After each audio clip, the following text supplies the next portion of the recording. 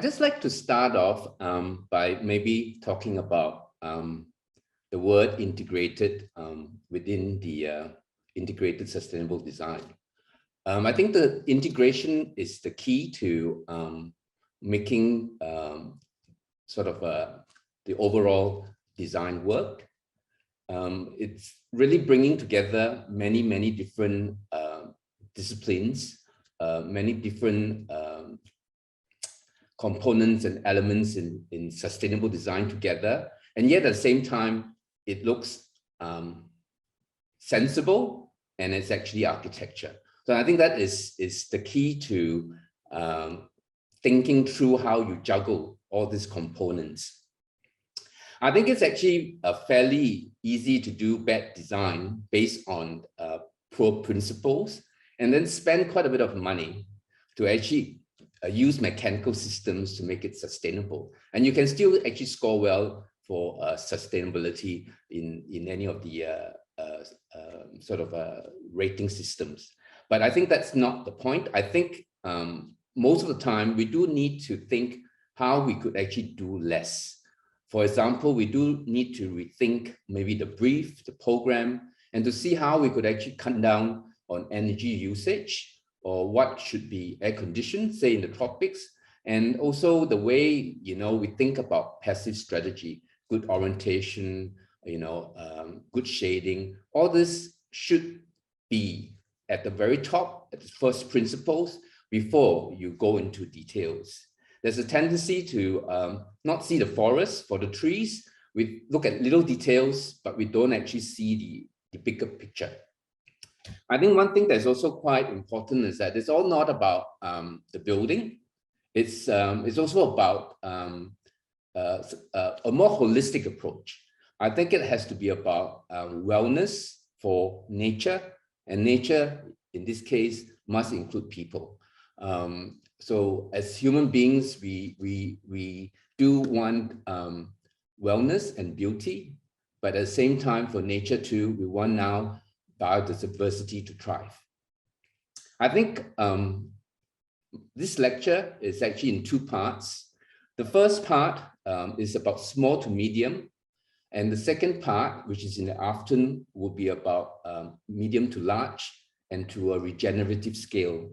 I think it's a little bit chronological. It sort of goes with the start of our practice, some almost 25, 30 years ago, how we saw things and how it actually informed what we are today, and how we have actually put together an approach, a system approach that I think works well for both architecture and integrating with sustainability. And I think for us now, the new direction to take is how architecture, buildings, master plans, and even cities must be regenerative. So that will be a little bit more in the afternoon. I think let's start with talking about the 70s, where it was the energy crisis. And I think because of the energy crisis, there was this talk about how we could actually make our buildings more sustainable and how we could actually minimize the energy usage. And I think that was the period in which myself and Richard Hessel, the other founding director, went to architectural school. So our founding was really based on a lot of sound passive strategies, and also environmental science and designs. And in the 80s, I think we had was where we started to sort of starting to practice, and but it then went into a financial crisis, and I think there was very little opportunity to build, but we managed to start building very small buildings, and but it actually starts to inform how we could actually handle sustainability with architecture. But when it came to the turn of the century, and I think with the burst of opening up of China, and also Middle East sort of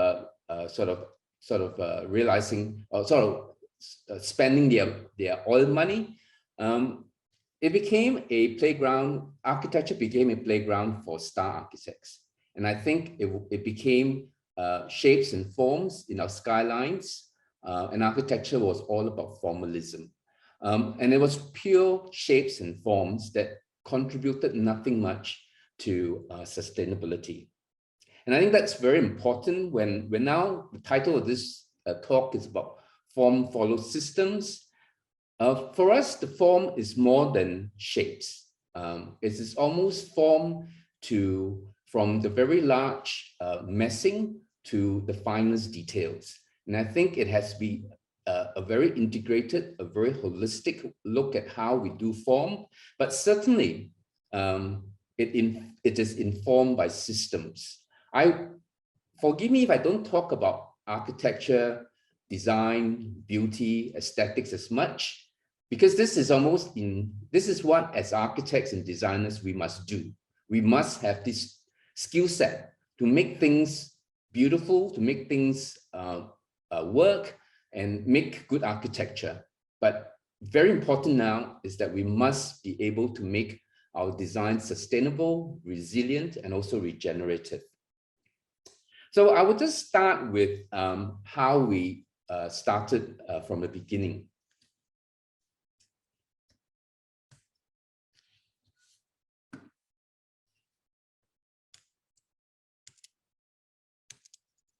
Oops, let me see. I might have to stop sharing and then start sharing again because it's a bit hung.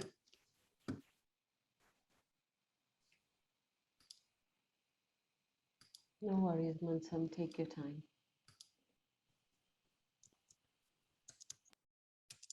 Okay, it's not quite moving. I wonder why. Okay, now it does. Sorry, it does take it's a bit of lag. I just start with this small little house that was done almost 25 years ago. It's a very traditional family. The party is very simple. It has a little box, a sort of a screen, sort of a shaded louvered box in the front. And then there's another box at the back, which has a draping roof. But there's a gap in between these two boxes, which is actually a little breezeway. And this breezeway in a larger project has become very fundamental in ensuring cross ventilation. So you can see there are glass panels at the very rear, but they are overlapping glass panels that allows breezes, cross ventilation for this space. And this space is an important space for the house because this is a traditional family. The parents, when they came to us, had very young kids. And one of the things they do is they would actually see their kids off on the school bus and send them off to school. But they all would gather here, sit on this little family stone, we call it, and wait for the school buses to come. So this has a strong significance for the design and also for the family, where this plinth is a family stone. But because they do spend some time here, even though it's a circulation space, we want this to be a very sort of airy, breezy, and bright space. And then it leads to upstairs where we have, and also a very open sort of louvered window system that allows very effective cross ventilation throughout the house. Only the bedrooms and the living room can be air conditioned. But as you see, we have also devised a fenestration here that allows them to control privacy, but also to allow wind to come in through these louvers and into the sliding windows doors behind the screens. And between the screens and the sliding doors, the floor is actually not solid, but it's actually a louver. So even if you close up the entire screen, the breezes will come from the below and into the bedrooms without sacrificing on privacy and also without worrying about the rain coming in when you're sleeping.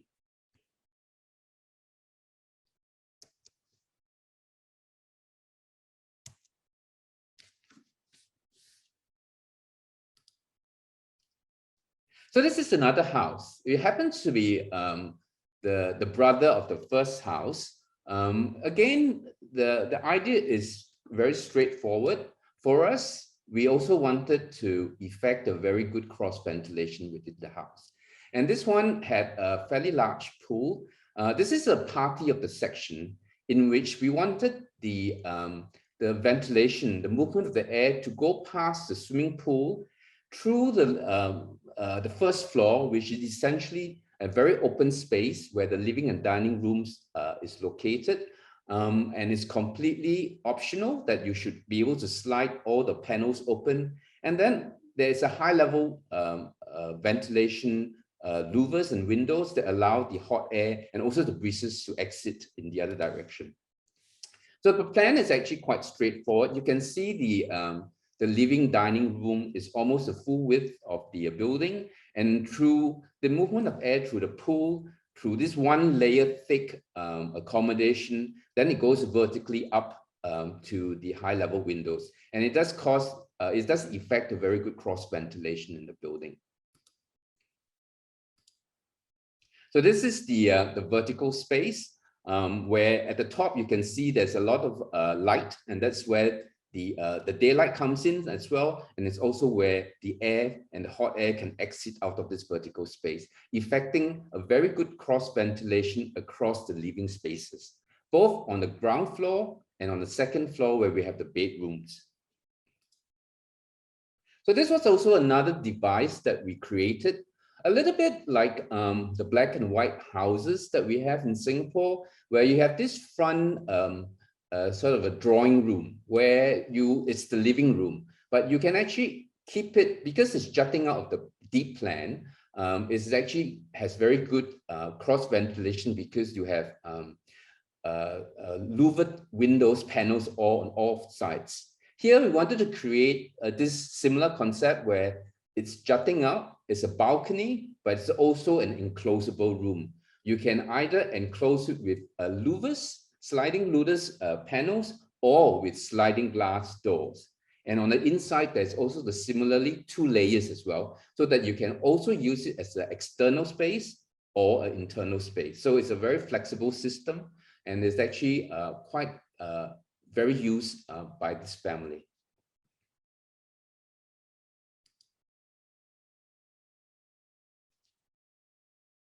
So this is a different house. This is about providing a lot of shade. It is a big roof, primarily because this 80-year-old man came to us and say his joy is to celebrate Chinese New Year with his best friends. I need 10 tables for my banquet on Chinese New Year, but I would like to do it sitting in my veranda. So we created a very large roof to allow him to do that. And this roof, if it was today, I would have put solar panels on it.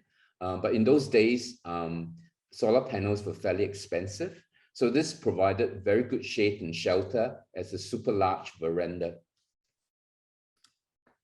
So what was interesting about this project is that it's actually sited very close to one of our ministers in our nation, and that he wanted to ensure his own privacy because he was a bit fussy about that. And that he said he would like to make sure that the house looked inwards and that it's screened away from the neighbors. But at the same time, he really wanted very good cross ventilation.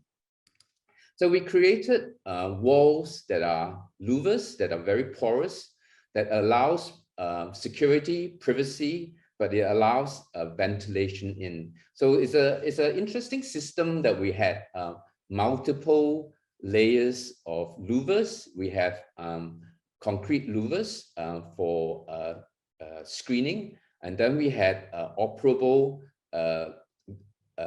aluminum louvers that adjusted for privacy, and then another layer of glass louvers to prevent rain from coming in. So it's a multiple layering of louvers, but it worked very well. It actually achieved the purpose of providing security, privacy, ventilation, and light. And normally we think walls are very solid. This is a very porous wall. And I think this also led on later to an idea that for One Moment Rise, where we see the entire building as a whole building full of little holes. So here you can see there's this vertical circulation space again. So the same idea as the previous house that I showed before, a one-layer thick accommodation of bedrooms and living rooms. If all the panels were open fully, you could actually have a very good cross ventilation with wind coming in, breezes coming in on either direction, and then exiting at a higher level. But what it also does, it also gives you a very well-balanced lighting within the spaces. You almost don't need to have too much mechanical lighting in the daytime. So this is one of the later houses where we were able to lay on a little bit more of a sort of double skin. But from this picture, you can actually see very clearly it is made of vertical walls and then program and spaces being wrapped by a sun shading screen to shade the site that actually looks out onto the garden. So in terms of the plan, you can see it is a layer of walls, and these walls are open-ended to bring in light as well as ventilation. And then you again have one layer of accommodation and spaces. So this is a section. You can see the walls and the rooms, and then the curved arcing environmental filter. There's a close-up of the walls as breezeways, funneling the wind in, reflecting light into the spaces as well. And this is the screen. These screens are designed in such a way that it will actually allow, it's very good, effective cross ventilation. It doesn't look so, but it's actually calculated with micro fins, but in a fine manner that actually provides very good shading. And yet at the same time, allows you to look out and enjoy the garden view. So this is a series of tree houses on a very irregular site. But what is quite interesting was our interpretation of the old sort of shop houses, where we are required to use the courtyards, the air wells for ventilation. So this is a site matrix, the black and white. The blacks are the spaces that allows us to have these courtyards to ventilate the building, the deep plans. It's a series of courtyards. And these courtyards are usually either vertical spaces that actually allows the hot air to escape from the top, or they are swimming pools, internal water gardens. So this is the plan that you can see. It's the combination of vertical spaces, which is the staircases, and then the swimming pools in between the program, which is the living and the dining rooms. So it ended up a very interesting matrix of sort of black and white spaces, but they are actually, for us as well, at the same time, it is what is enclosable as air-conditioned spaces and what is not air-conditioned spaces. I think one of the general principles we have is that to be environmentally sound in our design, we do need to take a look at the program and to see what do we need to air condition. Most people tend to air condition the entire house, but we think that it's actually more important to just air condition maybe the living spaces and the bedroom spaces, but all the other spaces at the end of the day can be very transient spaces where you move around, and that they can actually be non-air conditioned and actually be spaces that you can actually enjoy the natural elements rather than to be in a sealed space. But in any case, we try to make all our windows and openings to our our air-conditioned spaces operable, so that you actually also have the option to use the spaces as non-air conditioned accommodations. So as you can see, the section, the three-story courtyard is a vertical circulation, and the narrow one is actually a reflection pool. So as you see them, it is actually the reinterpretation of the shop house, where you can actually see one airwell, one courtyard, a swimming pool, and then the other one is actually a vertical circulation that actually has a high-level vents and also a skylight that allows the hot air and to actually get out. But at the same time, you will realize that we have sort of timber louvers on the side. When they're fully open, it also allows very good cross ventilation within the long plans of these houses. So this is slightly bigger. So it's a scale-up house, we call it. And we adopted a lot of the similar principles. But if we were to calculate the carbon about this building, perhaps this one would do very well, because this building, when this hotel that we designed, we told the clients we really wanted to do a very sustainable design from first principles that included construction as well. So all the materials that we use, the skills and labor, were either from Bali itself or from within the region. We tried to minimize the import of materials and equipment only if they are not available within Indonesia. But I think we managed to do very well. A lot of the things that we ended up using were mostly from Indonesia, partly because also they were cheaper. It also worked for the clients as well. But they're essentially one-story building, most of them. And at the time, we wanted to, we also convinced the clients to use clean energy. We didn't actually put solar panels on the roof, primarily because there was going to be a sort of a wind farm located within the southern part of Bali. And that there was a tie-up within the hotel and this leasing company to provide the clean energy for it.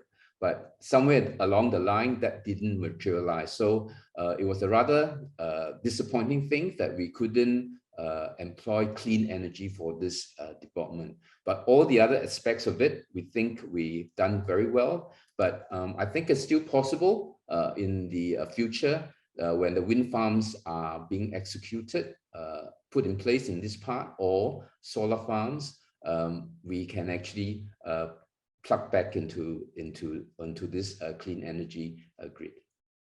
But here you can see all the materials are almost handcrafted, using as much as possible local and regional skills of Indonesia, and trying, again, I like to use the word holistic and wellness, because we like to see the livelihood of traditional skills and craft being perpetuated. Sustainability is not just about reducing just to about carbon emission and climate change. It's also about seeing and ensuring skills and crafts to have perpetuity. This is southern part of Bali, where it doesn't rain a lot. Because of that, water is a very precious element, and we wanted to celebrate water by harvesting all the water we can actually get and be able to reuse them. We have implemented also a grey water system here. And once the development is placed and is actually fully occupied, there's enough grey water system to recycling of water for most of the users of the toilets and the non-potable uses, and also irrigation of the landscaping. So you can also see the timber here are different lengths, because we made it fairly fashionable to do this randomized timber slats. And primarily because we were among the first to use recycled wood, and this were actually either railway sleepers or sort of a telephone line poles. And they were only of a particular length, and that and we have to use different ways to make the design work. So they are being used in its almost original length that we found them, but just to plane them down to a regular size and length.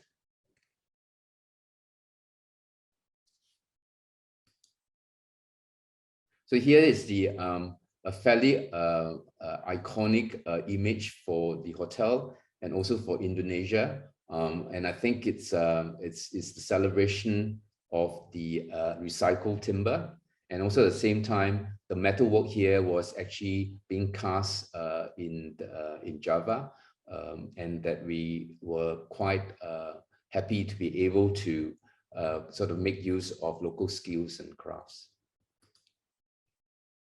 So even the stones were from Bali itself, the volcanic stones, and some were actually on the nearby island in Java for the white stones.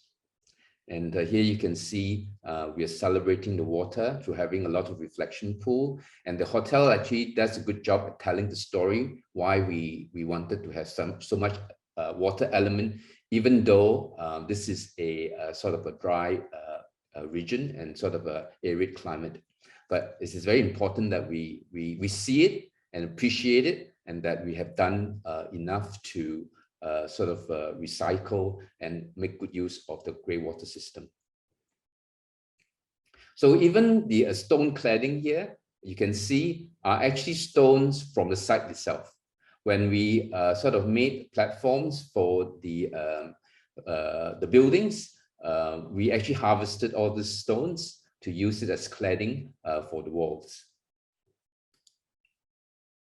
And what is actually quite important about this room plan is that they're designed as garden walls and also walls that funnel the wind in. Basically, this is sort of facing the ocean. You get a lot of sea breezes.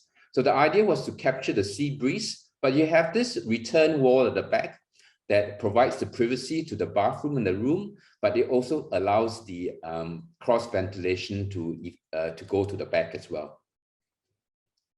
So if you see in a section, the breezes would be a funnel through the front, through the swimming pool, that can help to cool it a little bit, and then it exits at the back through the courtyard.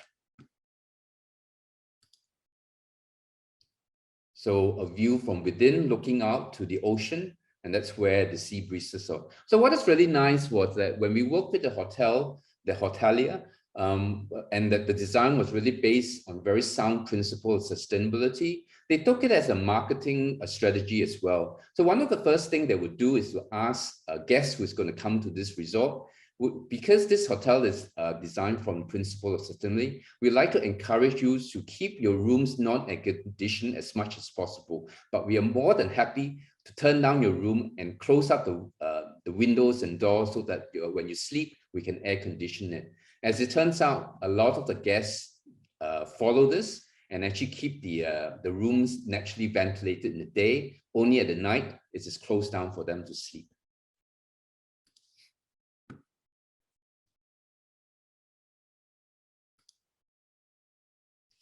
So scaling up the house a little bit, we talk about another design. And this one is a church of Seminary of the Angels. This was done quite long ago too, almost more than 20 years ago. And I think this one for us is really about public space and private space. And this is a very community-centric design where we do need to ensure this is a gathering space for the community, and there is also growth as well.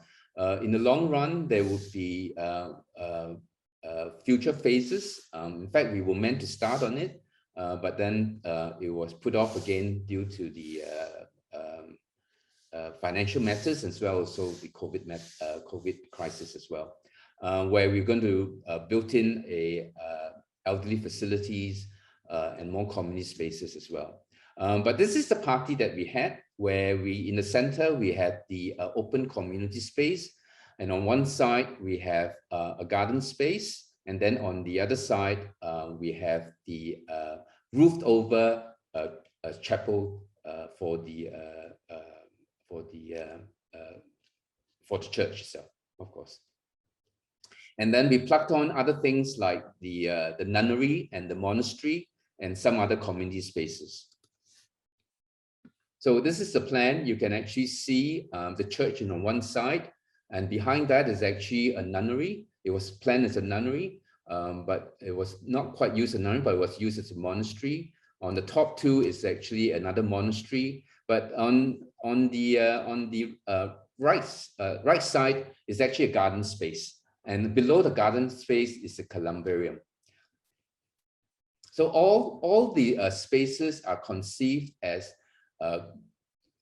good public spaces for this community, and also at the same time creating very private spaces for the priests and for the nuns. But as you can see from this section, the garden space steps down because underneath there is actually a varying height for the, we call them chapels as well, but they are actually the Columbarium, where you would put the urns of your loved one when they pass away. And below that is actually the car parking. There's a central space, which is the plaza, which is a drop-off, but on most occasions, they use this as a gathering space for the community. And then the roof over space is the church. But you can see there's a very deep overhang because within the roof itself, not only do we have the structure, we have natural sky lighting to bring the light in, and also high-level ventilation, so that this church space, even though it's for a congregation of 1,200, can be used as a naturally ventilated chapel in the mornings where they have smaller crowds. So you can see it's actually designed with the front having doors that can be opened throughout, so that you can actually allow the wind, the breezes to go in and then exit at a high level. And again, here you saw the very large canopy roof, because we also wanted to create a very large veranda that is protected from the rain and from the sun, so they can actually have community events on the front of the church.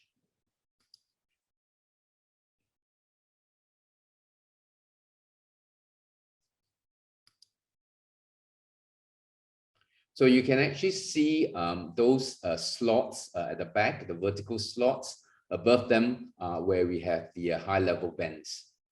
So in the daytime or in the mornings, they will open the windows or doors in the front, and then the hot air would escape from the top and had a fairly good sort of a cross ventilation across the space.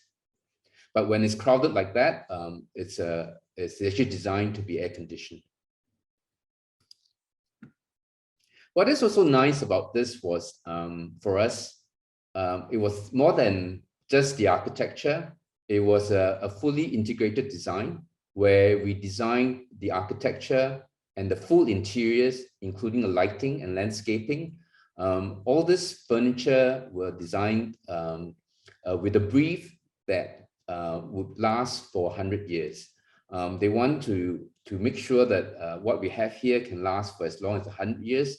So we did source very good oak wood from Russia, and we actually use a sort of a granite for some of these religious artifacts within the church itself.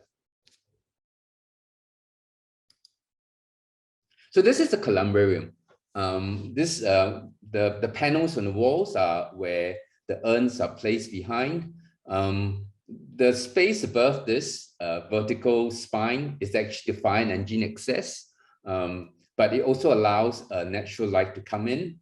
But what it actually also does for us, these spaces are very nice, airy and bright spaces. They are enclosed spaces, very suited to people having a very quiet moment with their loved ones within these chapel spaces. So here, when it rains or when it's sunny, you still see the sun coming in, or when the rain comes in. It's actually very beautiful, very sort of I think when it rains, when the rain comes in, this is a very magical space. So we even designed the little tea candles where they can light and place onto the plinth next to the water. We moved up again to a different type of buildings, and here we started looking at MRT stations. This was again more than 20 years ago.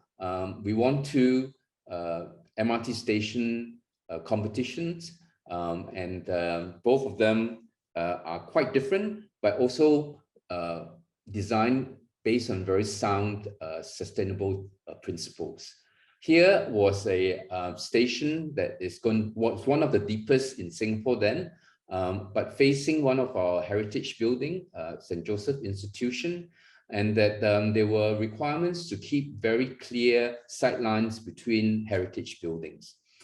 We took this as an opportunity to create a very interesting public space on top, where the reflection pool is also the skylight for the very, very deep station. It's also the foreground to the SMU sort of administration building, I think. No, it's not the administration building, one of the key buildings. So here you can actually see the cross section of the station. People will be brought down through 2 long escalators under the skylight, which is also the reflection pool. It's actually centered on this heritage building, which is the Singapore Art Museum now. And it allows a very nice reflection for the heritage building to celebrate the heritage building, and also to create a wonderful water feature as a public space for the city. But what is also really quite nice is when the pool was designed to be like a mirror as well. When you don't light it, you can actually reflect the heritage building. And here was one of those occasions where they lit up as an artwork, art display for the Singapore Art Museum, and we managed to capture this reflection in the reflection pool. But as you are inside the station, you can actually see, you can actually have natural light coming down, and you can actually see the silhouette of the trees. But you also have this rippling effect because the water is very shallow. It's only about 100 to 150 millimeters of water, but it's moving so that we actually take the heat away from the water to keep this space cool. And you actually see this rippling of the shadows on this reflective wall. This wall is actually slightly angled because it's actually south-facing, so that it will reflect the light into the deepest part of the MRT station. So here is the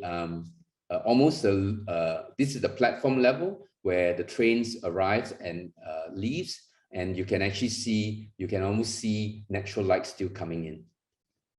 So this is one of the strongest element about the design that won the competition, that even you are at the lowest level, you are still able to sense where you are in terms of where the natural light is coming, and also you can see the silhouette of trees. So from escape purposes in MRT station, it is actually very important to know your way around. That brings us to the next MRT station that we also were commissioned at the same time, because we won both the competitions at the same time. This one was about, it's actually located next to the stadium, and it's about search crowds. The sort of guidance that were given by the competition was to set the stadium quite low in the ground, so that you actually have an open space on the ground.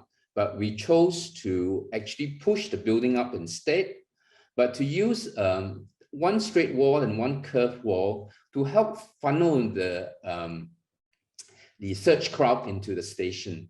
But we felt that it was actually necessary to elevate the station to rather hold the crowd on ground where they are safe, rather than to hold them within the MRT station. Then they wait and then they go out. So it was a reverse thinking, but by pushing it up, we actually save a lot of costs as well. So that was sort of a very effective way of addressing costs and trying to do more interesting architectural elements within it. So you can see the translation of the curved wall and the straight wall.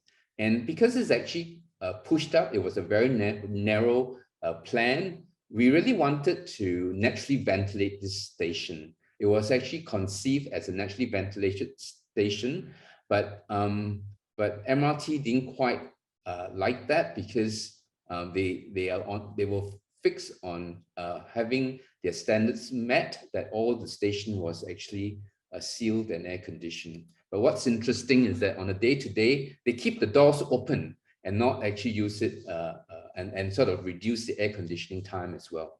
So from here, you can actually see is actually the internal walls are made of louvers. They are actually in different angles, and actually the higher up ones you can see over here is actually where you can see through, and they were originally where we wanted the cross ventilation to be.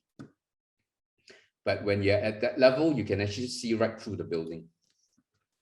So this is at the very bottom. We chose to use a very cool material to give people a feeling of cool, sort of coolness. Primarily because I think when you're in the stadium, you're in a very sort of I think it's an open stadium, so you get hot. We think that we wanted, when people come into stadium, the station, they would see this watery surface and feel cool instead.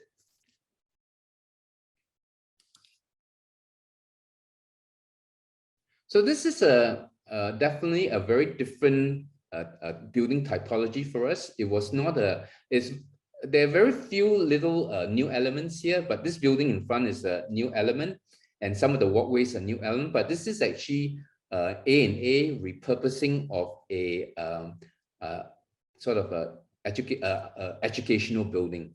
One of those IEs that was built in the 70s, located in Red Hill. Enabling is a inclusive development for all abilities, and it's actually created to sort of engender an inclusive society. So this project came to us, and when we looked at it and we were asked whether we could take on this challenge, we felt it was very necessary to convince these clients, which is the Social Services of Singapore, and say, if you really want to be inclusive, we do want to be able to open up the whole development to the public. And the best way to do it is not to have any fence or to be gated. You can see the old facility was gated, and also at the same time, it has most of the surfaces were actually car parking. And I think there is so much, this is the plan that we before the sort of repurposing and the renovation of this building. You can see there's very little landscaping within it. They are mostly sort of turf and dry areas, and lots of car parking and roads within it. We felt this was a very sort of a symbolic of the 70s and 80s period, where this century, or rather the 20th century, that celebrated vehicles. Roads are everywhere. We plan buildings to be convenient to cars, but not to people. So I think this is something that we do need to rethink, how we plan cities, master plans and buildings, where we should really prioritize the community and people and nature rather than vehicles. So this was our plan, was to reduce as much of the car parking as possible, and to make a very efficient car parking on the site, but open it up as much as possible and to turn it into a public park with buildings in it. And it's actually open, the fences are removed, and as much as possible, this place is actually open 24 hours a day, allowing people to come in and out without the sort of being worried that you are going to another facility. Here is a park setting. We wanted people to come in. So we transform all those road spaces in between buildings that were actually for servicing and for effecting sort of fire engine access. We limited all those as much as possible. We turfed them as well, and we created very lush tropical gardens within it. I mean, at the end of the day, what was really interesting about this was that this is almost right in the middle of Singapore. And this is an area, Red Hill, where I think it's an area that requires more park spaces. So when we turn this into park spaces, we actually see the community, the neighborhood, the people coming in. And we even see young couples here, you know, in courtship. And we felt that we have succeeded in bringing people in. But one of the nice things to note was that once this is finished, a year later, we had visitors of a different kind, hornbills as well as otters. And it was really nice to see them coming in almost so far into sort of an urban area to actually live in this sort of a natural habitat that we created.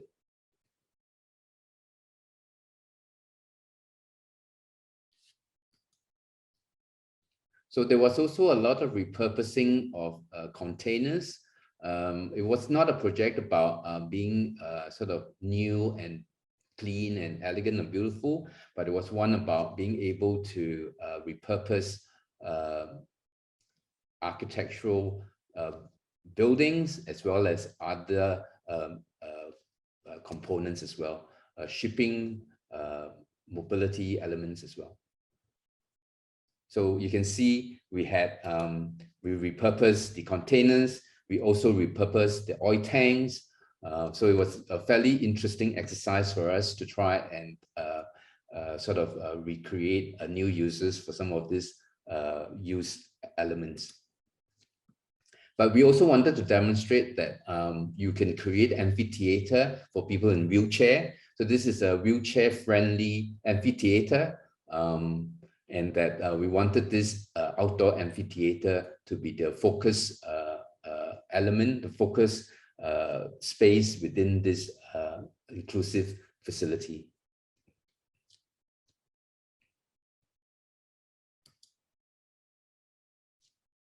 So this was also repurposed sewer pipes. We turned them into nice little quiet reading nooks. And all the spaces in the building now, instead of looking into cars and roads, they look into trees, shrubs, water gardens, and a park.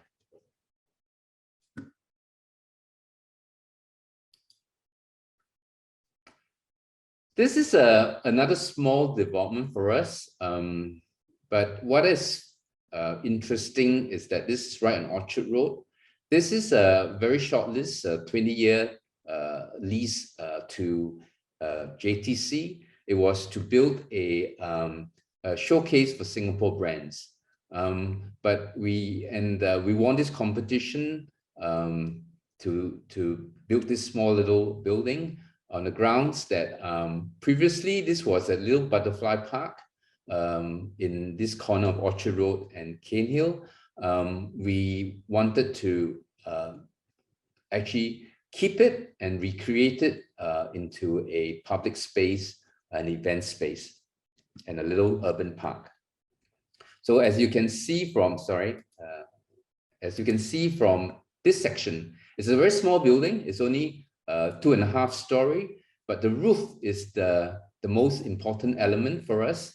It is both a landscape park and also a outdoor amphitheater event space. We wanted both nature, and we also wanted people to be able to have events and activities on the amphitheater and on the roof. It's sloping because we wanted it to feel like it's an extension of the ground. We try to conceal as much the usable spaces below, and on the grounds that, you know, if you create an effective, useful public space, you also draw people to the the shop itself, rather than the shop itself depending on the single brands to draw people in. We wanted to create a public space to draw the people in, and then people can actually then go into the shop. So you can see this is Orchard Road, and that the entire roof is landscape and also an event space. It sort of looks in the direction of the junction, and that we're hoping that they will bring back the closing down of Orchard Road, or to remove cars from Orchard Road. Then the orchard will be reinstated in Orchard Road, and this public space would then have become one with the orchard.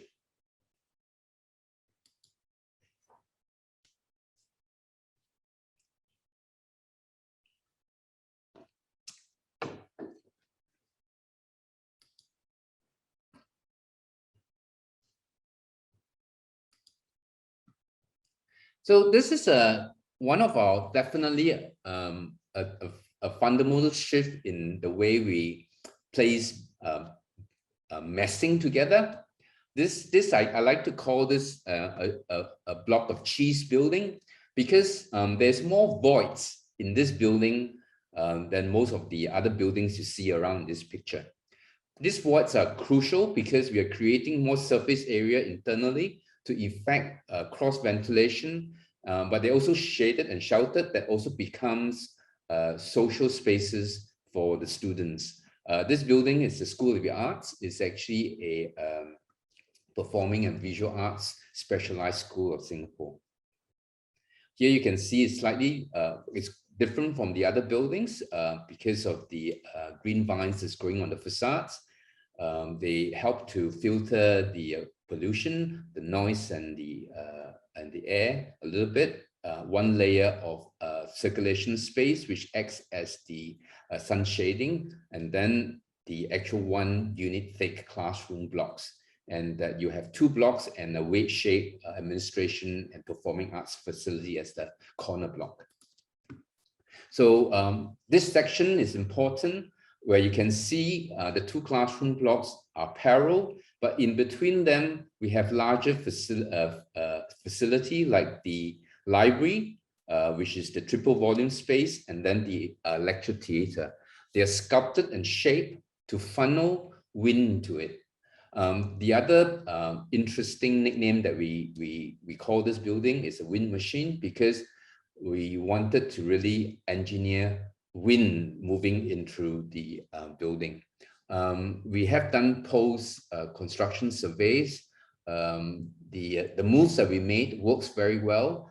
There is at least 5-degree difference in temperature between inside and outside, and that even though this building is located in the city, there is less carbon in the classroom as compared to the school buildings in the outer part of the outside the city itself. So what it translates it to is that the students are more alert because they have more oxygen within the classrooms than the ones outside the city. Even within the city itself, we can actually have this effective cross ventilation through the classrooms and a higher oxygen level within the classrooms. But what is really also interesting is that all the spaces works as social spaces for the school, and that the students love all these informal spaces, and they all hang around longer than necessary. This is the lower level where we have the performing arts facilities. Again, one of the things that we started when we talk about creating a wind machine, we also like to talk about the fact that we try to avoid having dead ends within a building. Dead ends in a building means you're blocking the wind flow. It is actually in tropics and in Singapore, where we don't have high winds and we don't have typhoons, effective cross ventilation, no dead ends are excellent. But when you do developments in, say, a typhoon area, like in Taiwan, which we do, we design breezeways like this too, very open porous plans, but we are also able to shut up the cross ventilation where it's necessary by using either wind shutters or by having doors and windows that actually can close it up. So the principle is that you still need to design porous buildings, but you also at times needs to be able to seal them up as well. So this, this is a public space. This tree is no longer there. It's lived to a ripe old age of more than, I think, 100. And then the tree finally was brought down 1-2 years ago. Otherwise, we created this large public space that is shaded by this tree. So this was an interesting contribution also to the city. Due to the undulating site, the ground level of the school, which is this level, is actually 1 story higher than the road level, and that allows us to create this sort of amphitheater terrace that steps up to the ground level of the school, and that this is done as a very generous steps and amphitheater, and the school does performances here for the public, which is really nice. But what we also see too is that we find a lot of informal gathering of performance here as well, not from a school, but from church groups and other sort of community groups coming here to do practicing and having a bit of passerbys as audience. So we created this term called tropical community spaces. This is a multi-purpose space. It's not a mono-use. It's for the purpose of the drop-off for the school. It's also the pre-function space for the auditorium behind. This is the sort of a double usage where you can use it for pre-function space, drop-off, and also the security and the lobby space for the students to move up from the ground floor to the 5th floor, where we have a safe and secure environment and the stratum for the academic spaces for this school facility. So this is the auditorium behind. And this is the 5th floor. And you can see what is interesting about this floor is that it's a very full, large floor plate. And this full, large floor plate provide the covered tropical community space below, which are all the pre-function spaces for the theaters, which are not air conditioned. Normally, if you go to Esplanade, all the pre-function spaces are enclosed. Here, we chose not to enclose them, and by reducing pre-function space are almost 30 to 40% of the event space itself. So we have reduced the cooling load by that proportion as well. Here you see this large footprint. This is an effective footprint. We call it a new ground level, where it's the assembly level for the specialized art school. The students who gather here every morning and to say their national pledge and sing their national anthem. But it's also the canteen and also the sort of a basketball space, a court as well. What's quite nice about this is that because this is on a 5th floor and it's a large floor plate, it also cuts away the sound that comes from the traffic. It is very quiet at this floor. Primarily, this large floor plate cuts away the sound that travels up, and that all the horizontal ceiling spaces, the soffits, are treated acoustically to actually absorb and diffuse the traffic noise.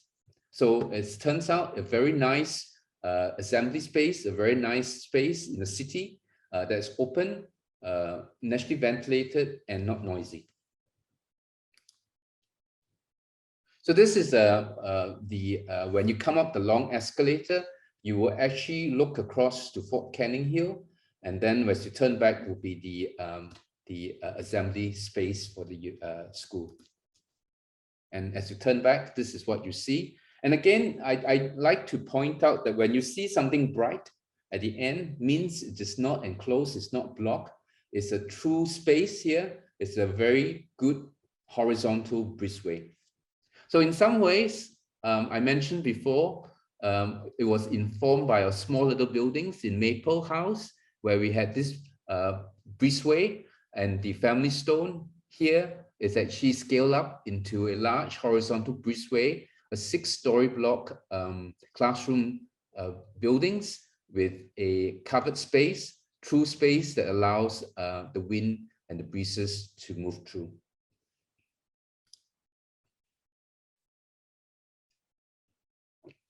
Again, you can see it's bright at the end. It's also bright behind where you can see the sun is coming. So both sides are really open. There's good cross ventilation, good light. And these are informal learning and teaching spaces for the students. Actually, what is really interesting is that when you see students here towards the end of the year, you see all of them wearing cardigans and hoodies. That's because of the good effective cross ventilation plus the lower temperatures. It actually feels like air conditioning comfort, and some of the students actually have to wear sweaters and hoodies. But we also created at the end of this, where we have good light and direct sunlight and sunshine, little pocket gardens, and this enhances the sort of social and public spaces within the schools. What is really nice that even though this is a 10-story buildings, we had a lot of very useful sky gardens at multiple levels. And at the very top is actually a recreational jogging track for the students. Okay, we changed typology now. We look at a vertical typology. This was our very first high-rise. We really wanted to rethink what was high-rise living in Singapore. I sort of grew up in a HDB flat. I do remember my parents would yell at me, "Go close the windows, it's raining, it's about to rain." And that, you know, you always have to go and close the windows when it rains, and it rains so often in Singapore. And at night when you sleep, you close them as well. So you don't really have a mechanism that allows you to have good cross ventilation, sort of rain or shine. So I think this is something that we thought we need to work out a solution for this. And what when we researched it, a sort of traditional typologies and traditional buildings, we came across this Borneo longhouses that has this sort of horizontal breezeways, sort of a monsoon windows. So we reinterpreted this as the sketch next to it, where we have this using the vertical surface of the tower to direct the wind into the apartments through a horizontal sliding window. So we call this the monsoon window. Primarily, rain or shine. When it rains, actually when it rains, it's just so wonderful because there's always some breezes. It brings cool air into the apartments. It almost feels like air conditioning. So when you see from inside, this is the actual detail. There is a security layer where you don't fall down. There's one that don't allow small objects to drop down, and then there's a horizontal slider which allows the ventilation to come in. So when this horizontal is fully open and when it's raining and there's breezes, you have this strong cool winds that comes into your apartment. You can travel, get out of Singapore and keep your horizontal window slider monsoon windows open and not worry about rain getting in. So the apartments are always nice and fresh smelling. So this is one of the nice devices that we sort of came up with for this. But one thing to note is that there's a term that we like to use. Our apartments usually are one apartment deep. Just now too, I also mentioned one classroom deep.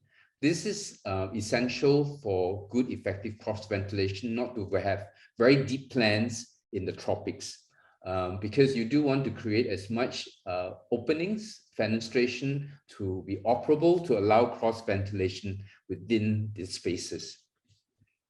So as you can see, this is one of the apartments. You have all these monsoon windows as a horizontal ledge at 1 meter throughout the living and the bedroom spaces. So you don't really need to open any other windows. All you need to do is just to keep these horizontal ledges open, so you can actually see them. They are all open and quite used by the residents. And as an overall, this is what you see of the building.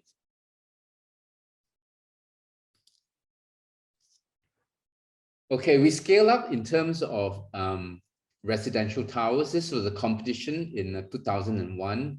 It was a very important project for us. We helped crystalline some of the vertical high-rise living for us. Also at the same time, high density and high amenity for dense cities. Our submission was really about creating a 50-story superstructure building, and but create sky streets and sky gardens at every 5 floors. People would use the fast lift, high-speed lift on the 2 sides and exit at every 5 floors, and then be able to walk up or down 2 or 3 stories to get to your apartments. Almost like these little shop houses that you see below. They are 2 to 3 stories. So on the same scale, you are walking 2 to 3 stories. So these are all traditional shop houses. That's how we sort of live in the past without lifts. We walk 2 to 3 stories. There's no reason why we can't do that. But to afford universal accessibility, we also have localized lifts to allow people to move furniture, for people in wheelchair or people elderly, as well as people, kids in prams, to actually move up and down. But we want to encourage healthy living, active mobility, but also at the same time, create a sense of community. This is very important. This is a public housing project we felt was necessary to talk about how to foster a community here. And we think about it when you're in a lift, you hardly talk to anyone. But when you're walking along horizontally in a street, in a park, you would look at other people, and sometimes your eyes cross and you have connection. When you're in a lift, everyone, because of a very congested space, no one says anything. No one's even looked at each other. So I think it's a very antisocial element within a vertical typology. We wanted to create horizontal movement that facilitate encounters. So the idea was to be able to create sky streets and sky gardens for the use of people, and to also create a sense of community. For public housing, we felt this was very necessary. That is the difference between private housing and public housing. If you want subsidized housing, you must want to live in a community, and that we must engender a community spirit within the development. So this was the simulation almost 20 years ago of what this sky gardens would be like. It is quite common nowadays, but this was our very first attempt at it. Even this rendering was quite hard to do. Those little creatures, those little people at the bottom is my brother, my mother, my father, and that I had to climb up a 5-story building to get them to be at the bottom, to photograph them so that we can Photoshop them into this rendering. So the exercise was translated into execution by actually going up 5 stories to get that scale, be able to translate this into a rendering to convince people. We didn't win this primarily because we broke too many rules. We were given an honorable mention. We were told this was a very good effort, but we broke too many rules. But what's interesting is that 10 years later, we were invited by the government to try to realize some of these ideas. But we didn't win the competition, but it certainly caught the eyes and the ears of some developers. We were asked to do another tower, 36-story tower, very small apartments, but in a fairly good location, prime location in Singapore, in Newton area. But we really wanted to try to create community spaces within a tower typology, because the apartments by now were getting smaller, primarily because of real estate value. All the apartments were, becoming, with each development, the apartment size got smaller. So by the time it got to this now, we were dealing with a 2-bedroom apartment that were only 60 square meters, and that the 3-bedroom apartment was 75 to 80 square meters. So they're very small apartments, and that we felt space was starting to be an issue, and that we needed to create some sort of open community spaces. And they came in the form of sky gardens, because URA at that time was trying to promote sky gardens, and they made sky gardens exempt from GFA without paying development charge. But nobody did it, primarily because no one wanted to pay the extra cost for it, because they come at a price. But we managed to come up with a design to convince the developer that we must provide this because your apartments are getting small. We need to create more public space. But how we did it is that we actually trade off, instead of having an underground basement, we do a multi-story car park and have the public amenities on top. With that, we were able to save some few $1 million and create these pocket sky gardens at every 5 stories, creating a 5-story stratum sort of up the building. So you can see this little drawing. This is a 4 apartment with the public facilities is kind of detached from the multi-story car park. But then you can see they are at every 5-story, it comes off the public lift, the community lift, and it's actually a small little public space that is flanked by a vertical green wall that is actually next to the fire escape. It's put next to the fire escape so that it actually can be easily maintained. So you can see as a section, when you come up the lift, you look into this garden space, a vertical garden space of 5 stories that is flanked by a green wall and a fire escape. So if you wanted to walk up and down these 5 stories of sky gardens, you also can do it with this staircase. So you could also engender a nice community within this development itself. So it's actually quite nice. We find that it's actually very used by young families with sort of small kids, also youngish people who likes to hang out here and smoke. But but nevertheless, it's a pretty good social space that we created for this development. But what was also good too is that when you have horizontal buildings in the tropics, you do need to shade the roof. The form dictates that you shade the roof because it's horizontal and its largest surface exposed to the sun and the elements. But when you're talking about vertical tower, it is not the roof, because the roof is a very small footprint compared to the surface area of the tower itself. This tower, we have it all 100% shaded by all these horizontal fins and balconies. So in terms of the apartments inside, they are very well thermally insulated and shaded.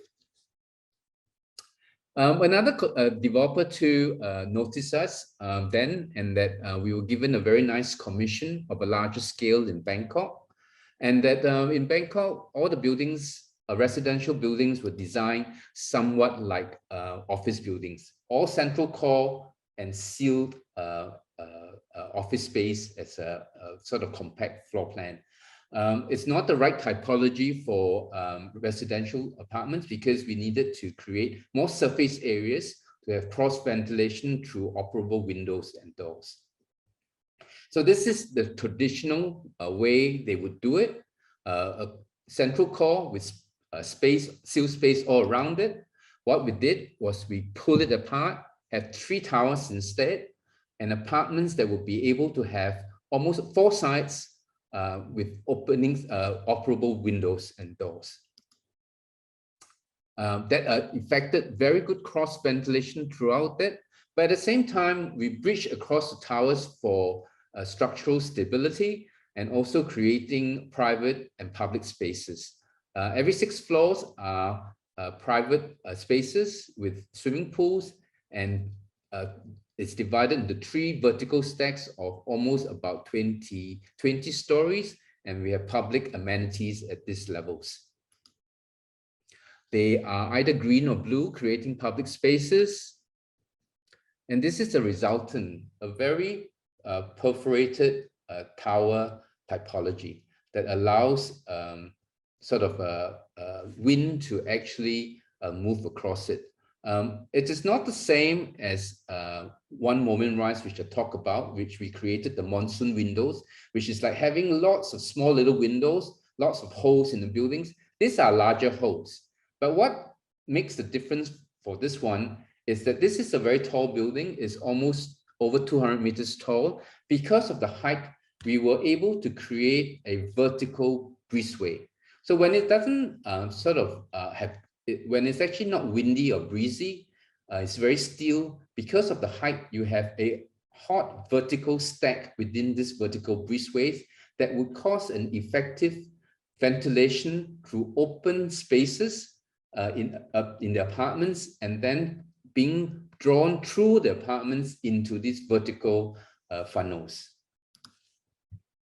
So this is the fenestration. You can see they are all sliding windows and doors that can be fully open between structures. And then the private swimming pools every 6 floors. On the 9th floor, which is the public amenity, we didn't build a basement. It's not advisable to build basements in Bangkok because of the high water table. So it's a above ground car parking. The amenities on the 9th floor, but we also created lots of water elements so that we can actually draw wind through these vertical elements, horizontal blue elements, and the sort of then it moves up the vertical breezeways. So you can see this is a swimming pool on the 9th floor, and in between the towers are these sort of reflection pools, and as you look up, you have this vertical breezeways. So the apartments are open on all sides, and this is the site that opens up to the vertical breezeways. So that we have measured this post-construction surveys. You have something like a vertical movement of 2 to 2.5 movement of meters per second of breezes vertically when measured at the top. So that means that we were able to create very good cross ventilation through the apartments if you keep the windows and doors open. But what's really quite nice about this project was that it's still being talked about and discussed, and that quite recently I went back to it after this was built more than 10-15 years, and that there was one buyer who actually sort of local buyer who actually bought this, who not only bought one apartment, he eventually bought 15 apartments for his family and for his friends to live in. He was obviously quite a well-to-do person, but he said that he buys only this apartment permanent because he could open the windows and doors to have good cross ventilation and fresh air. So this is such an endorsement for some of the strategies that we put in place at the beginning.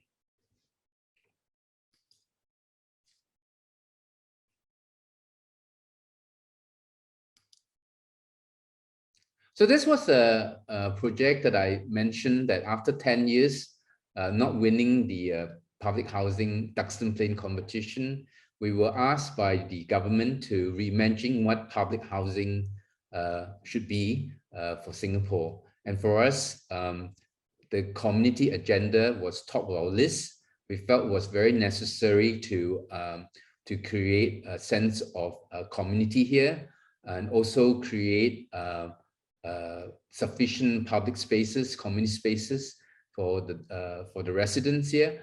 But also at the same time, we now started to realize that in a land-limited Singapore, where it is necessary for us to create high density, high amenity scenarios, and that what we need to do is to be creative at how to create more real estate that is actually usable by the community.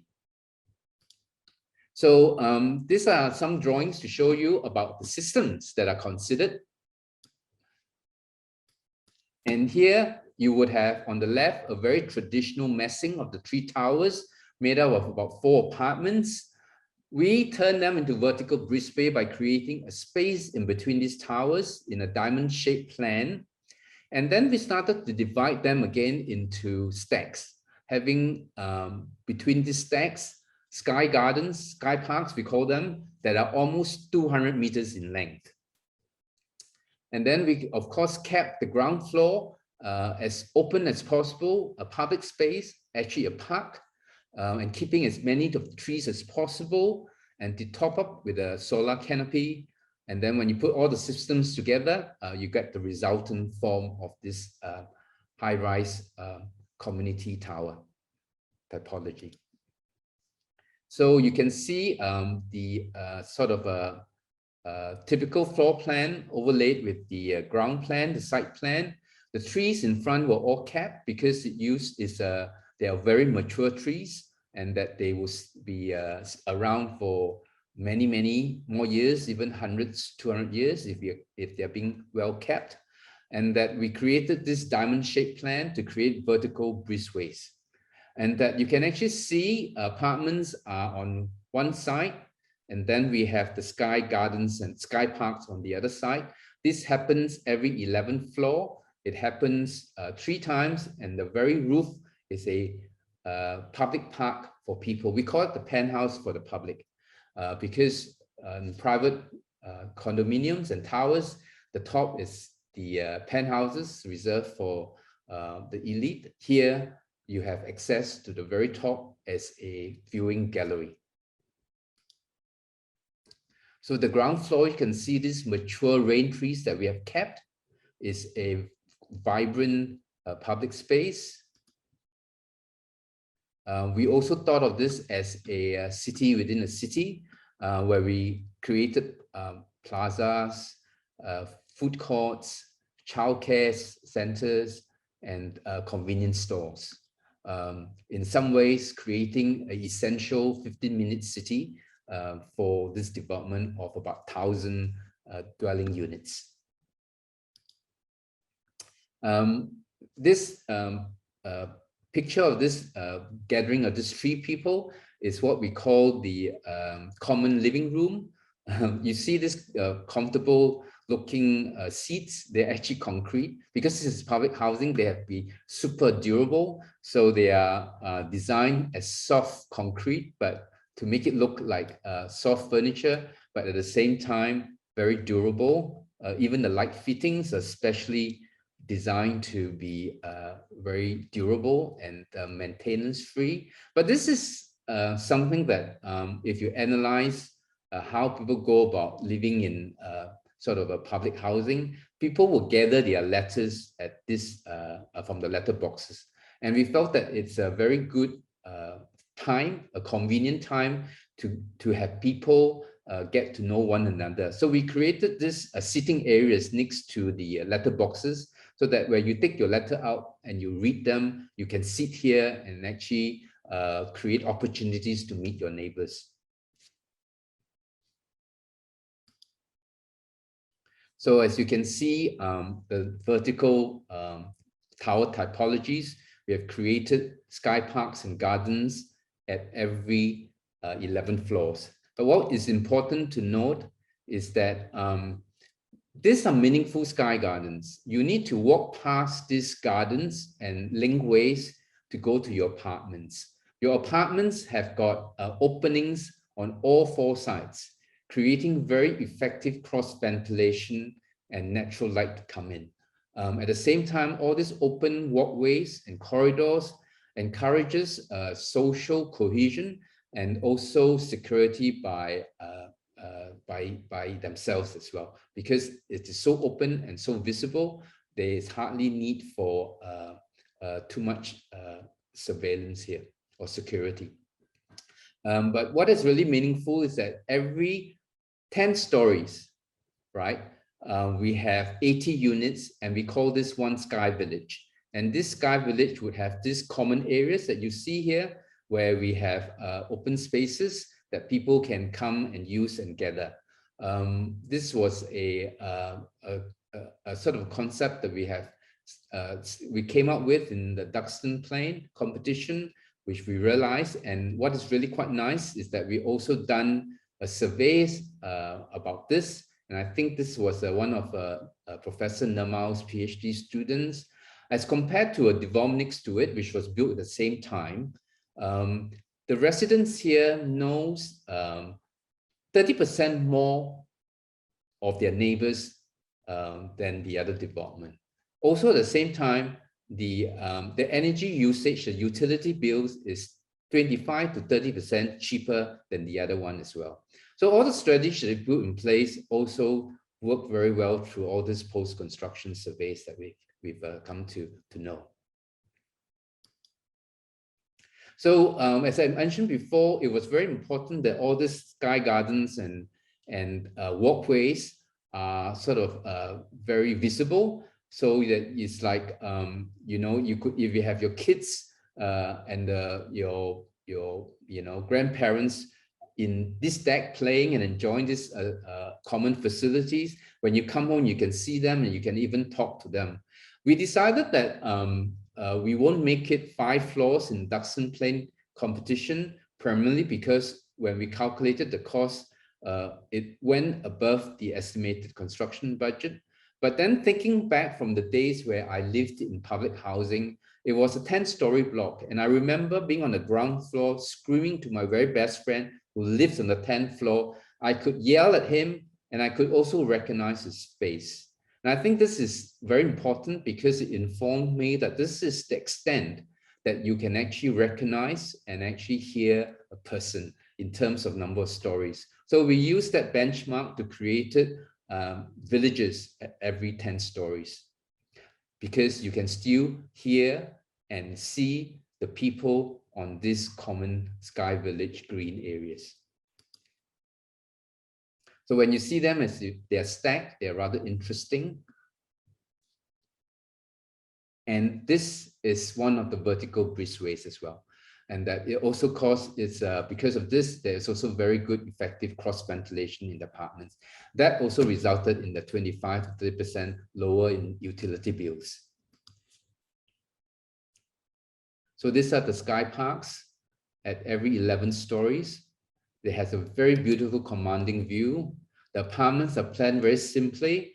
The internal walls and partitions are all removable to be reconfigured. Columns are all on the outside.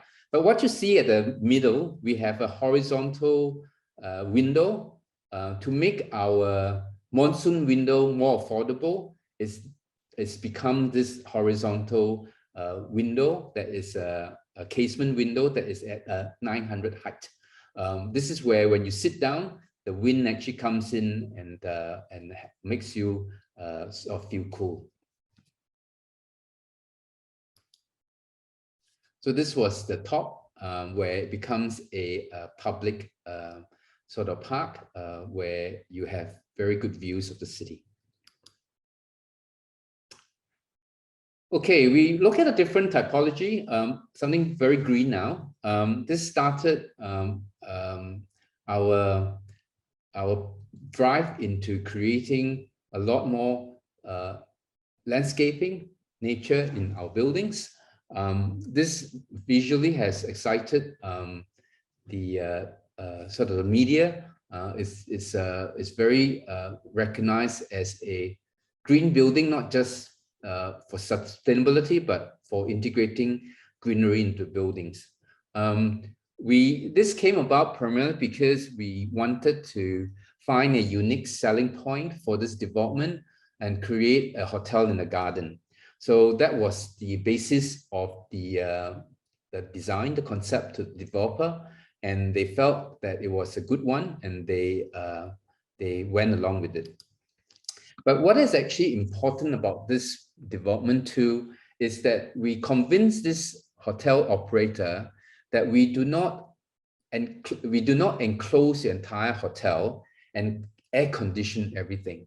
We need to take a critical view of your program and your spaces, and only air condition the spaces where it's essential. So basically, we only air condition the guest rooms themselves and the public areas, but only limited to the restaurants and the reception areas. The recreational spaces are open. All the circulation spaces are as open as possible. We reduce the amount of spaces to be ventilation by 40%, hereby reducing the energy load as well. So this is an important decision to make at the beginning to convince the developer, the owners, to take a environmental rethink about how the building should be used and how they can be enjoyed. So, but one thing too, we wanted to do when we decided that we wanted to make this a hotel in a garden was to match the generosity of a philanthropist in 1876. This park you see in front, Hong Lim Green, was donated by him. He contributed $3,000 then, which is a huge amount of money, to buy this and turn it into a public park for workers. We wanted to do the same thing, contribute the same amount of civic generosity by creating the same amount of landscaping, horizontal landscaping in the development. So we doubled this Hong Lim Park. So by creating horizontal platforms, sky gardens and terraces, that is equivalent in the area of this Hong Lim Green. One of the ways that we are able to manage to do all this integrated landscaping is because we evaluated with the clients how to spend money wisely on this development. We chose not to do a basement car parking, which when you do one, at the end of the day, basement car parking is the vanity of city planners. They want to put away cars, even though you created all these roads that cars flying away, they want to put car parks in the basement because they don't want to see them as well. And they sterilize the ground floor if you put it on the ground. We felt it was necessary for us to, but when you do basement, you commit yourself to the lifespan of the building to mechanical ventilation and lighting. We felt that we wanted to not build this and save the money of building the basement and create an above ground car parking, but use this car parking as the structural infrastructure to create this landscape. So on the ground level, we also minimize the site coverage, creating very good linear gardens as a walkway, a public walkway for public. And also big covered spaces for the drop-off that it can actually use for event spaces as well. Architecturally, the way for us to handle this integrated landscaping was to conceive this building as a geological sort of a formation that is interlocking with glass blocks massing. So we were using sort of this contouring to create the landscape and also to be able to have planters and sky gardens being supported by it. Internally, there's very little between what the internal aesthetics and the outdoor aesthetics is. It's the continuation of the sort of natural contour lines into the interiors as landscaping elements. And this is a section. It looks, you can see it all. There's no basement. Level 1 and 2 is the public spaces of the hotel. Level 3 and 4 is the car parking. It's also the floor that supports most of the landscaping. And the 5th floor is a full recreational floor of swimming pools, outdoor terraces, and the spa itself, and the spa. And this is not air conditioned. It has a volume of 3 to 4 stories before the guest room starts. And it's completely porous space that allows air movement across it. And then you can see further sky gardens above at every 4 stories with the apartments, not the apartments, the hotel guest rooms looking out through the gardens. So this is the 5th level. You overlook a Hong Lim Park where you get a very good commanding view. And this is also the 5th level. You can hardly think that this is actually at a 5th story, but it's an interesting pathway that we've created in this podium that is actually a 400-meter walk that you can go around this building, intertwining in these contours and intertwining in landscape. So as you look up, you see the sky terraces. And as a plan, this is how it's sort of works. You have double loaded corridors perpendicular to the long site, and then all the rooms looks into open courtyards that has landscaping in them. The walk to your guest rooms are open as much as possible. You go through bridges, overlooking all these gardens, cascades of water, and as if it is actually a garden path to your guest rooms.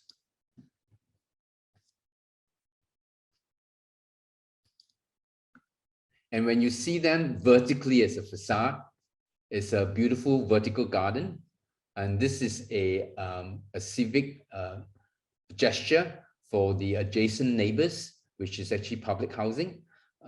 We feel it's necessary for buildings to be friendly, to create a better view for neighbors as well.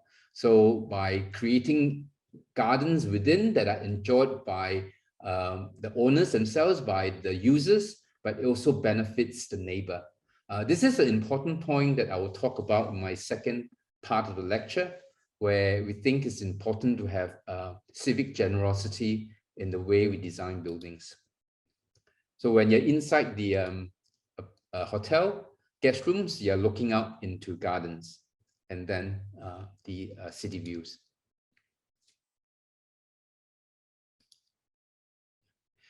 This is a very typical vertical typology. It is a typology that you see very common in New York. It's a skyscraper typology. The footprint of this site is only 50 meters by 50 meters, but this is a different sort of environmental device that we use. We created a double skin. So you can see a traditional messing will be a sort of a block. We chop them up into 4 stratums and have got sky gardens and terraces between them. Namely, they are the car park level, and then we have the office level, and then we have two types of hotel above that. They have so they are, this one are not a true space. It is actually a L-shaped messing and 2 sides open. This is called a Breezeway Atrium, and we actually wrap the whole thing with a green facade that results in this sort of a living facade that you will see later. And then that's the resultant form of it, the last one. What it has is that we have created all this horizontal stratified sky terraces, and with the vertical facade, we created a green replacement of 1100%. What it means is that we have green replacement for 10 other sites. We created, we put in 30 species of plants and trees in the sky terraces. and 20 species of creepers on the facades. So this is what you see of it today. And these are the Breezeway Atriums. They are wonderful above ground, almost ground level spaces where you have trees, you have a lawn, and you can actually have people running around it. They have yoga classes here, and which is so unusual because in any skyscraper, you don't have outdoor spaces like this. But what is really quite different about this, it has got so much volume and so much open spaces and naturally ventilated spaces. So this is actually a very radical rethink of the skyscraper typology. So you can see, looking from the guest rooms, looking down into this lawn and these garden spaces. When we created this vertical facades, we were thinking about bringing back biodiversity. And what was really interesting when we thought about it was that with Newton Suites and with Park Royal and Pickering, we were able to create horizontal habitats for animals that could fly in, birds and insects, but we couldn't create a habitat for climbing animals. So when we created these horizontal sky terraces, we needed a device that allows climbing animals to come up, like squirrels. So this vertical device is not just an environmental shading device for the buildings, it's also a climbing structure for animals. And what is really nice is that I've been told by the general manager that every morning they see squirrels on the 11th floor where they have the reception. So the roof is also another garden level. But what is fundamentally important as a principle for city planning? You see all these linear parks here, Duxton Plain and Spottiswoode Park. This building itself, even though the building occupies the entire site area, it has the same amount of biodiversity in it. The same amount of species of biodiversity in it. That is interesting because in a built environment, a very dense built environment, we can also create living habitats for animals. So thinking about this, it's actually very good to place this building next to this park so that you can extend the habitats for nature. So if you see it from the bottom looking up, you don't see a building, but you see a vertical green cliff.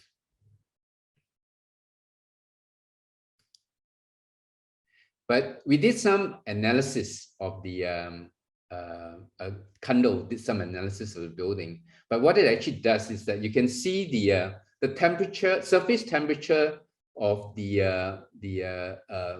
adjacent building and the green facade that we have is almost 25 to 30 degrees lower, almost half the glass and steel building. So in terms of enhancing energy efficiency, this green facade is doing quite a good job. But at the same time, it's also very good for addressing urban heat island effect in the city, so that we do not contribute more heat and reflect more heat to the surrounding area. Okay, Kampung Admiralty. I may not talk a lot about it. I do want to encourage you all to go and see it. It's a very, I think for us, a very successful integrated development comprising of social, environmental strategies. Very quickly, the messing, we created a step roof platform to create a secure and public park for the elderly housing, public space, a very vibrant public space in the ground level, solar canopy, and then the resultant form. But what is critical about this development is the integration of stakeholders. This was the brief that we had, but they all think they're all going to get an individual buildings. But what we did is that we used a horizontal sandwich approach club sandwich approach, where we layer the different uses in a way that when layered together had a very effective synergistic quality to it. Ground floor is kept as an open plaza to let public facilities and events to take place.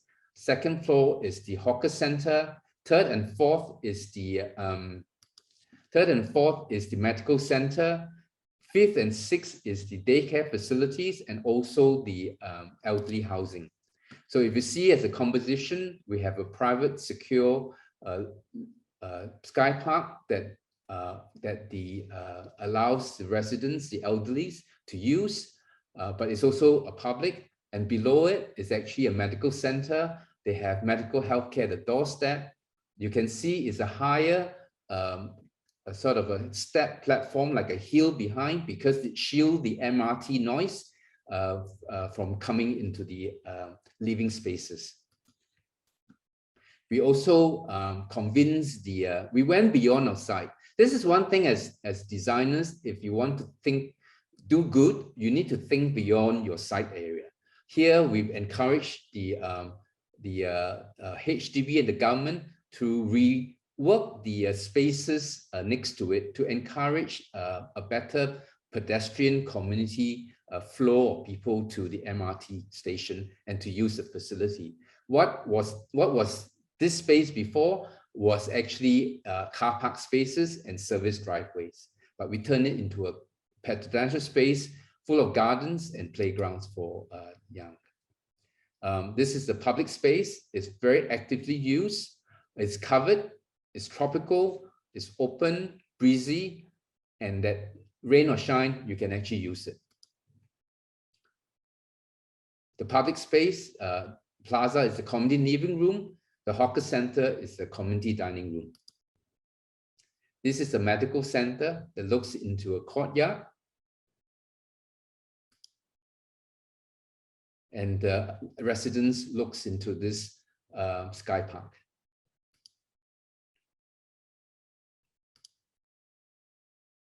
This sky park has got young and old sort of amenities. The daycare facilities are located behind, and that in front are actually 3-generation playgrounds and event spaces for them. And what is actually interesting for us is this is the first time we created a vertical sort of a phytoremediation system where water is actually collected on the roof, and through all the planters that steps down, we clean all this rainwater before it's collected, reused for irrigation, and then any excess discharged into the public drains. This process is enjoyed through rain chains and vertical waterfalls within the development. So when it rains, this is a very interesting, vibrant gardens to look at. But what is also noteworthy too is that there is a linear park that is actually located here. It's called Woodlands Emerald Garden. And our park space, our sky park is about the same size, but we have 50 species, whereas the one on the ground at 33 species. And that's because of the landscaping they've been put in. It has a lot more fruiting quality to it. It attracts a more flowering quality to it. It has more insects and birds coming to it than the other one, which is basically very hard. It's recreational. And what they do is that they fumigate it a lot as well. So they basically, every time they fumigate, they kill all the insects. Whereas Kampung Admiralty, because we've located the community farm within it, they have to resist fumigation, and they have to use sort of green friendly pesticides, organic pesticides.